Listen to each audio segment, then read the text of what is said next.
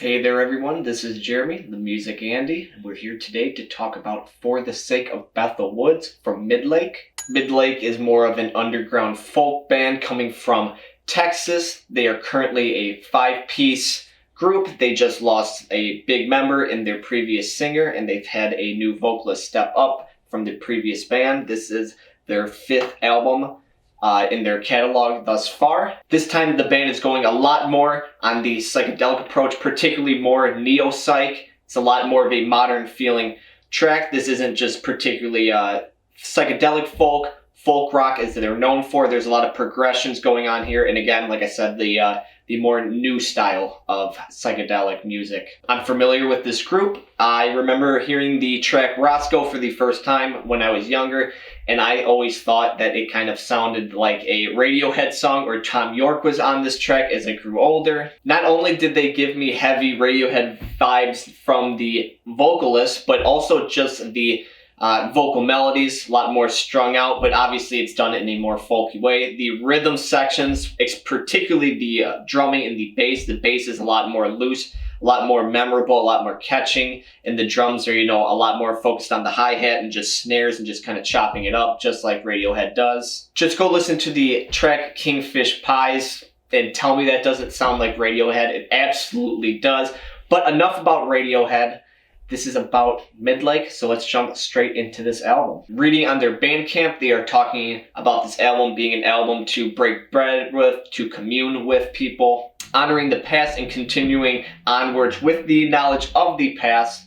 This band is also tackling themes that are being shown on both ends of the light, that being some of, loss and hope, isolation and communion, the end of things and rekindling a new purpose. These guys have a way of tackling common themes all throughout their albums. They all kind of link together, and they usually do it in new ways, but sometimes they kind of overlap. A lot of things are talked in the same manner or in the same way, presented vocally in the same way. The usual, I'm ready to get up and go. I don't need to pack my things. I just need my, family and friends, losing loved ones, and then, rekindling and finding new purposes of life, whether it be just through other people in socializing ways or doing it yourself. A lot of the time the tracks are done in a much more bare way, just kind of presenting the theme and just writing it on the paper, just as is. There's no really, you have to dig a little bit further. What does this mean? But there are some tracks that are very complex and poetic and are difficultly written to kind of analyze. One of those being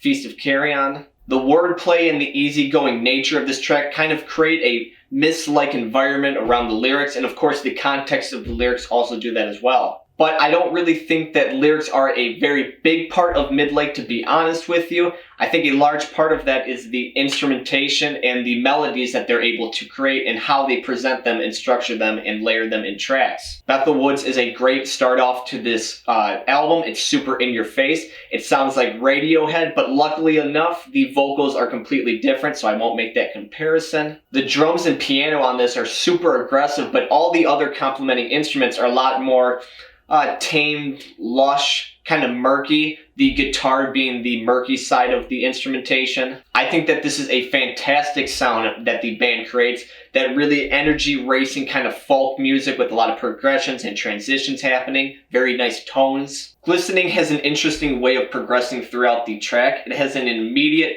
hooking guitar full of hammer-on and pull-offs, but the way that they present this and add complementing instruments and supportive instruments each bar reset is very interesting. Do you want the wobbly bass? Do you want the angelic piano? Or do you want that second guitar coming in and creating an interesting tone in comparison to it and playing the same melody? If you do, then you're going to get all three of them, to be honest with you, and they're done in separate ways, and it's very interesting to progress through that track and kind of unravel them and see them. Hear them, rather. The ending of this is a nice, distant, kind of ambient ending to it. It's kind of got some alien tones going on, very spacey. It's a fantastic ending to this track. Feast of Carrion, like I was saying, is very poetically written, but also instrumentally, especially on the back end of this, it's super proggy. It almost has this Genesis kind of feel to it. And then you throw some Pink Floyd-esque vocal melodies in it, and it all just kind of sandwiches together, and it sounds really nice, especially the way that the band is presenting it and kind of tying these ideas together. Gone is done in a lot more of a Neo-Psych way, like I was saying at the beginning of the video, when they're trying to do that more modern approach. Super heavy bass that's kind of guiding you throughout this track, and then the guitars and synths are a lot more spacious. They're a lot more sporadic. These synths and guitars can vary in ranges from, very soft. They can be kind of aggressive. They can be very soothing. It's just nice to see what they're going to bring in each time they are presented in the track. Then the ending of this track has the band really kind of coming together. They're sharpening their tones. They're getting a lot more aggressive. It eventually hits this kind of gradual boiling point, not really overwhelming it. Midlake doesn't really do that too often, but you'll be surprised later on in this album. Dawning fits a lot more like the last song, Gone. It has that Neo-Psych feeling. It's sporadic, it's spacious, but this time they're going to get that humongous boiling point going, and they're just going to overwhelm you with it. There's this palm-muting guitar rhythm that's played at the end of this that I think does a very good job of adding space into this boiling moment, making it a very full listen and kind of having you have a spot to, rest for a second if it is getting too much for you. Of Desire, with very soft beginnings, has the band eventually explode, implode, plode of some maintenance. This band is really giving it all. Midlake, I'm not typically known for them having this kind of style, but it sounds fantastic. Now, with all of this being said, there are 4 other tracks on this. And I'm not saying that the 4 other tracks on this are bad in any way, shape, or form. They just didn't grab me like these ones that I'm describing right now. This is a very warm, comfortable album. And if you're listening to it all the way through, there are moments that kind of have some dead spots. You kind of get lost in the sauce, if you know what I mean.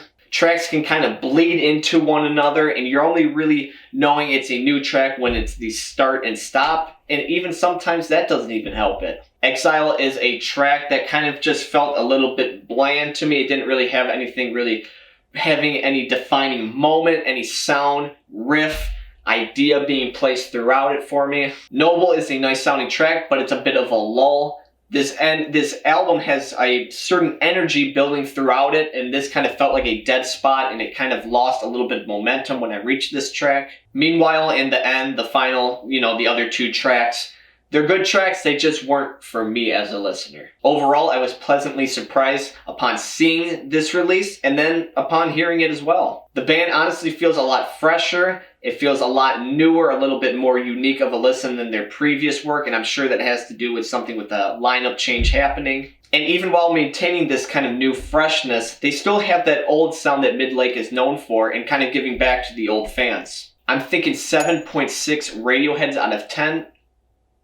I said Radiohead again. What did you think of this album? What albums would you like me to review in the future? Please leave a comment below and let me know. Subscribe if you like the content, and I hope that you have a wonderful day. Here's a cat.